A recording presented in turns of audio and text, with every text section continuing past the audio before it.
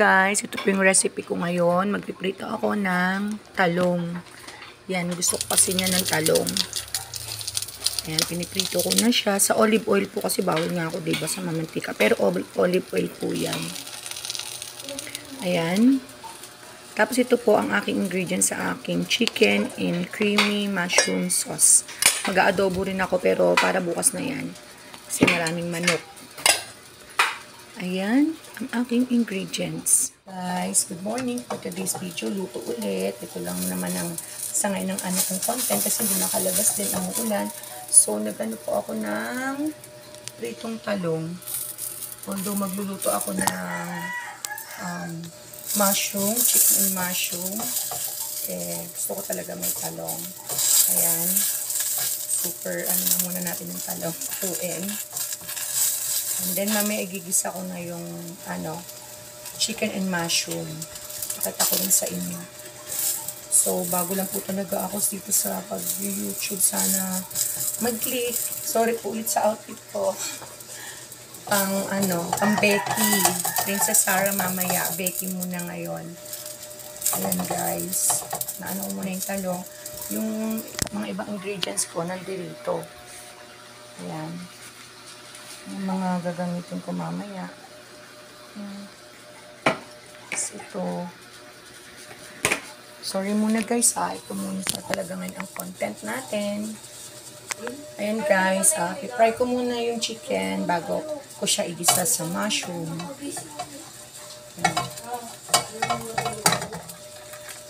Ayan guys, pinafry ko na yung manok. Sorry mumurahin lang tong cellphone nito hindi ko yung wala siyang, pag naka-front ka, hindi mo siya makuspon.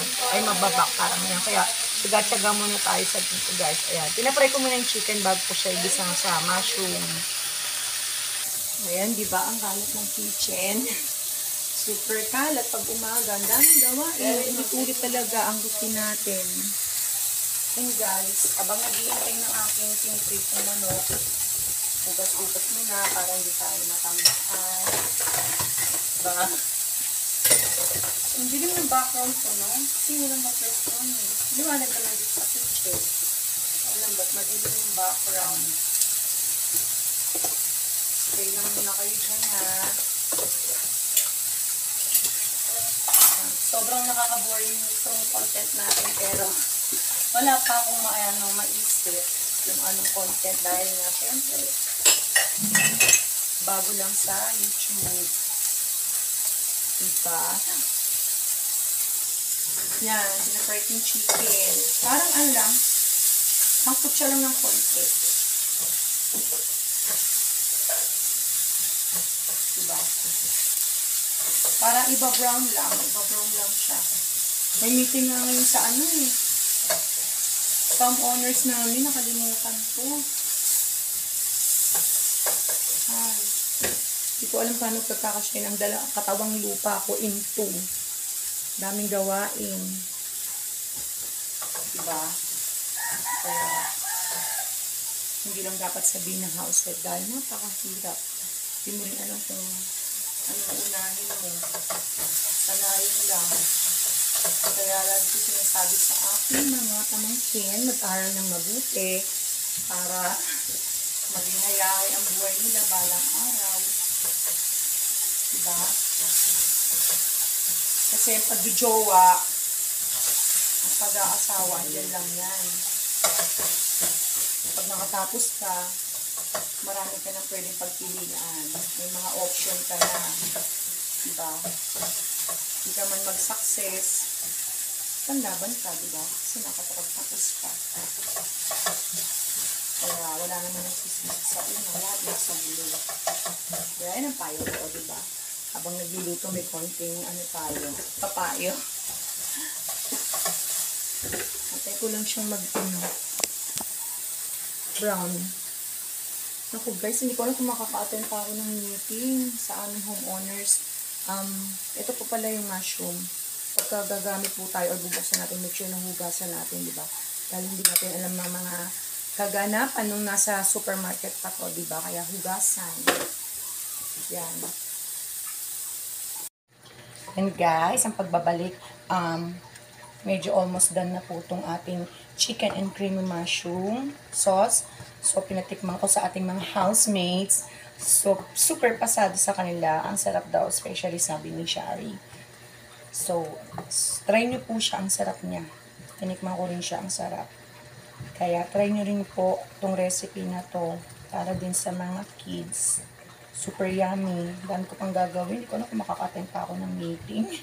May meeting kasi yung homeowners namin alas 9. Nakalimutan ko na. Diba ang hirap mag-divide ng oras? Balikan ko kayo ulit Siguro guys, hanggang dito muna. Try kong maka-attend ng meeting. Kapag naka-attend ako, sasama ko kayo. Okay guys? Guys, ayan, tapos na ako magluto. Voice over muna. Kakain na po ako. Baka sakaling maka-attend ng meeting. Kaya ayan, kakain muna ako. Brunch na to. O diba? Nakapagpalit na ako ng outfit. Pero hindi naman pang Princess Sarah. Pang Princess Nini. Charot. Ayan yung talong.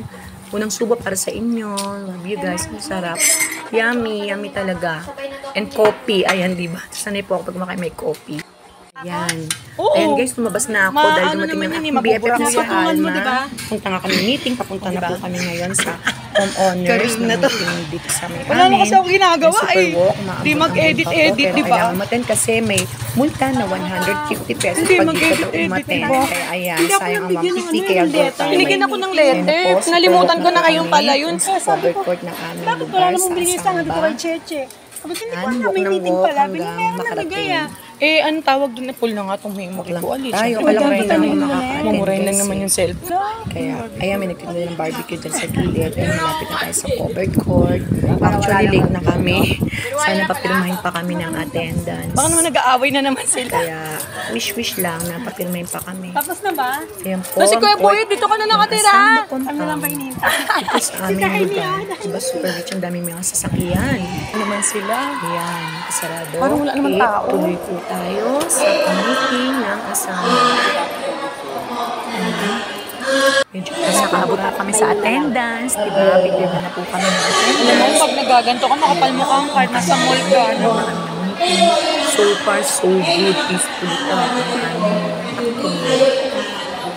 Pero, hindi ko na po ito nilagyan ng, ng sound.